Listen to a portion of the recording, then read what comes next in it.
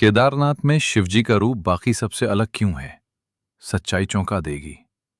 यहाँ का शिवलिंग कोई तराशा हुआ पत्थर नहीं है, बल्कि एक प्राकृतिक चट्टान है, जिसका आकार भैंस की पीठ जैसा माना जाता है। कहानी शुरू होती है महाभारत के बाद, जब पांडव अपने पापों से मुक्ति पाने के लिए भगवान शिव को खोज रहे थे। लेकिन शिवजी उनसे नाराज थे और उनसे मिलने से बचने के लिए उन्होंने भैंस का रूप धारण कर लिया। जब पांडवों को इसका पता चला तो भीम ने उस भैंस को पकड़ने की कोशिश की। तभी अचानक शिवजी जमीन में समा गए और उनका पृष्ठभाग यानी पीठ वहीं प्रकट हुआ, जिसे आज केदारेश्वर के रूप में पूजा जाता है। यही नहीं, केदारनाथ अकेला नहीं है। ये पंच केदार का मुख्य हिस्सा है, जहां भगवान शिव के अलग अलग अंग अलग अलग स्थानों पर प्रकट हुए।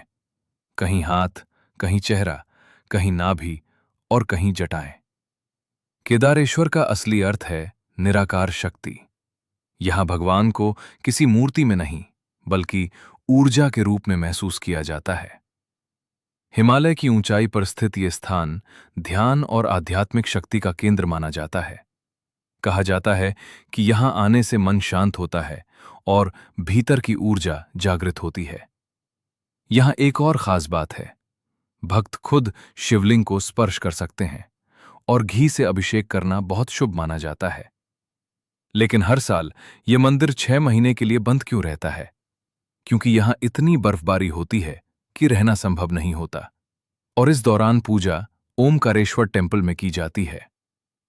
केदारेश्वर हमें सिखाते हैं, अहंकार छोड़ो, भक्ति अपनाओ, क्योंकि भगवान परीक्षा लेते हैं, लेकिन सच्चे भक्त को कभी खाली नहीं लौटाते। अगर आप भी शिव भक्त हैं तो हर हर महादेव जरूर लिखें।